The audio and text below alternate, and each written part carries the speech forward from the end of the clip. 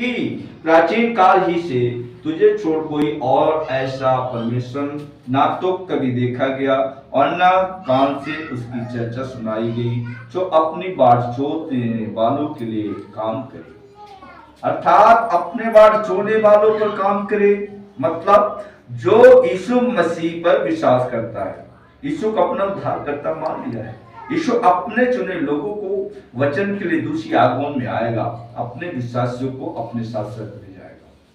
और 5 कहता है तू तो उन्हीं से मिलता है जो धर्म के काम के साथ करते हैं और तेरे मार्ग पर चलते हुए तुझे स्मरण करते हैं। देख तू क्रोधित हुआ था क्योंकि हमने पाप किया, हमारी ये दशा तो बहुत समय से है, क्या हमारा उद्धार हो सकता है? अर्थात तू उन्हीं से मिलता है जो धर्म के काम हर्ष से करता है, मतलब विश्वासियों को यीशु के आने की तैयारी कैसे करना चाहिए। सबसे पहले अपने पाप को अपने मन में याद करना चाहिए। हम क्या क्या पाप करते हैं और कौन कौन सा पाप अंगीकार कर रहे हैं, जरा याद कीजिए। आपने अपने कार्यों को जब मसीह में भाई बहन एक दूसरे से मदद, रुपया, पैसा, अन्य कार्य में मांगते हैं, तब हम स्वार्थीपन के कारण एक दूसरे की सहायता मदद नहीं करते। आपका जन्म पाप आपको बहका देता है। मदद करने की बजाय पर मदद करने की बातों को सुनकर हम काट देते हैं। मत्ती 5 में कहा,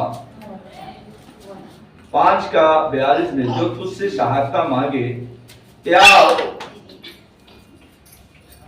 कर्जा मांगे तो उसे उधार देना चाहिए, या फिर हम कुछ समय पर मदद करते भी है तो अपने स्वार्थ के लिए मदद करते हैं कि यदि हम मदद करेंगे तो भाई भी वो मेरा मदद करेंगे। हम मदद करने के द्वारा हम मनुष्यों से ही मदद मांगना चाहते हैं, हम यीशु मसीह से आशीष नहीं पाना चाहते।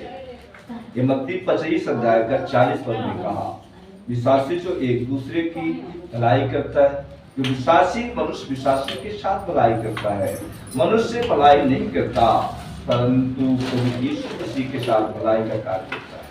वह व्यक्ति धार्मिक कार्य करता है परंतु हम धर्म का काम नहीं करते। तथा जब हम पाप करते हैं तब हम पर संकट हमेशा आती है, तब हम परमेश्वर के प्रेम में शंका करते हैं। हम अंदर ही अंदर दुखी होकर परमेश्वर से नाखुश होते हैं। ऐसे महान पापों से बचकर स्वर्गीय घर के लिए तैयारी करना चाहिए। जो बुराई से दूर नहीं होता, बुराई करना नहीं छोड़ता, ऐसे लोगों को उद्धार नहीं हो सकता है। पच्छा ने कहा, हम सबके सब अशुद्ध मनुष्य में हैं और हमारे धर्म के काम सब के सब मैले चिथड़े के समान हैं। हम सबके सब पत्ते के समान मुरझा जाते हैं और हमारे अधर्म के कामों ने हमें वायु को समान उड़ा दिया है। अर्थात हमारा धर्म का काम सब फटे चिथड़े कपड़े के समान है। मतलब विश्वासी के जीवन में धर्म का काम करने के लिए परमेश्वर पिता सवाल का इसे हमें सुरक्षित करेगा। परमेश्वर पर भरोसा विश्वास करना चाहिए। अर्थात जो कोई भी तुझसे प्रार्थना नहीं करता, न कोई तुझसे सहायता लेने के लिए चौकसी करता है कि तुझसे लिपटा रहे, क्योंकि हमारे अधर्म के कामों के कारण तूने हमसे अपना मुंह छिपा लिया है और हमें हमारी बुराइयों के बस में छोड़ दिया। अर्थात क्योंकि अधर्म के काम के कारण से अपना मुंह छिपा लिया। हम परमेश्वर पर भरोसा रखते हैं, हम यीशु मसीह पर विश्वास करते हैं, परंतु संकट समस्या आने पर विश्वास नहीं रखते। विश्वास का अर्थ है कि चाहे जो भी समस्या, संकट, बीमारी आए या कोई कार्य करने में जब चलते हैं कार्य रुकावट हो जाता है, कार्य करने में सफलता नहीं होती है, उस वक्त प्रभु में विश्वास करने का यही अर्थ होता है कि प्रभु हमारे साथ से है। प्रभु संकट के समय में हमें बीमारी से निकालेगा तथा बिगड़े काम में सफलता देगा। जो विश्वासी हिम्मत रखकर विश्वास रखता है, तब संकट के समय विश्वास के द्वारा बीमारी चली जाती है तथा बिगड़े काम भी सफल होने लगते हैं। इसी को विश्वास करना माना जाता है। विश्वास का मतलब ये नहीं कि प्रार्थना करवाना या प्रार्थना किया तत्काल चंगा हो गया तो विश्वास करना माना जाता है कि मैं विश्वास करता हूं, प्रार्थना करवाने के बाद भी चंगा नहीं हुआ तो शंका नहीं करना। विश्वास रखना कि प्रभु हमें चंगाई प्रदान करेगा, परंतु हम अंदर ही अंदर मन में शंका करते हैं। हम जानते हैं कि प्रभु हमें संभालेगा, सुरक्षित रखेगा, परंतु हम उस समय में डर जाते हैं। हमें भय शंका से निरस्त होने के लिए तैयारी करना चाहिए। शंका भय से परमेश्वर पर विश्वास नहीं करते, यहाँ तक कि संकट के समय में प्रार्थना करना स्वयं चाहिए। संकट के समय में चर्च जाना चाहिए, परंतु परमेश्वर पर शंका करके डॉक्टर पर विश्वास करके डॉक्टर के पास चले जाते हैं, घर में रह जाते हैं, प्रार्थना आराधना सबब नहीं जाती। ऐसा कहता है कि भय डर शंका को दूर कीजिए, परमेश्वर पर भरोसा रखिए।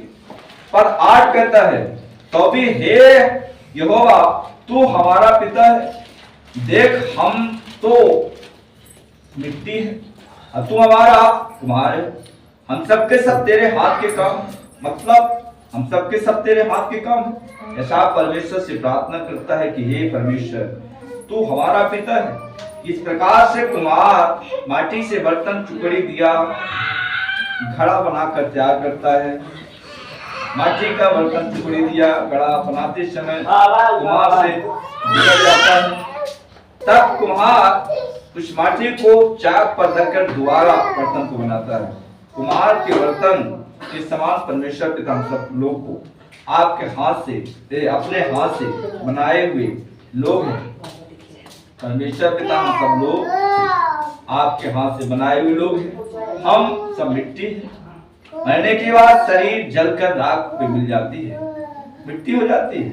उत्पत्ति 18 अध्याय के 27 पद में अब्राहम ने कहा, यही बात को अब्राहम ने कहा, इस संसार में आया, इस हमारे पापों का दाग हम पर लगने दे दिया, पापी दाग को इसके ऊपर से हटाकर पवित्र जीवन दिया तथा नरक के आग से बचाकर अनंत जीवन दिया।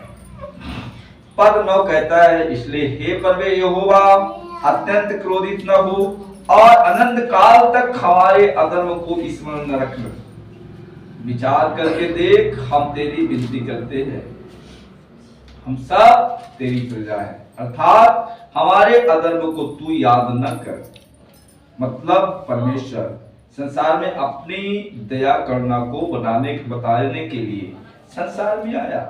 परमेश्वर की दया बड़ी महान है। हमारे पापों के बदले में परमेश्वर की दया क्रूस पर से हमारे पापों को छुड़ा दिया है। अब हम परमेश्वर की प्रजा है। परमेश्वर हमारे पापों को पिछला मिटाकर याद नहीं करता, हमें आगे की ओर पवित्र जीवन जीने के लिए सहायता करेगा, क्योंकि हम परमेश्वर की प्रजा बन गए हैं। यशायाह 64 अध्याय 9 पद कहता है, जो विश्वासी पवित्र जीवन जीता है, अनंत काल के लिए परमेश्वर ने विशालित हो गया अधर्मों के पाप को मिटा दिया है। हम परमेश्वर की प्रजा है। अब परमेश्वर हमारे पापों को याद नहीं करेगा। भजन संहिता 24 अध्याय के 4 पद, राजा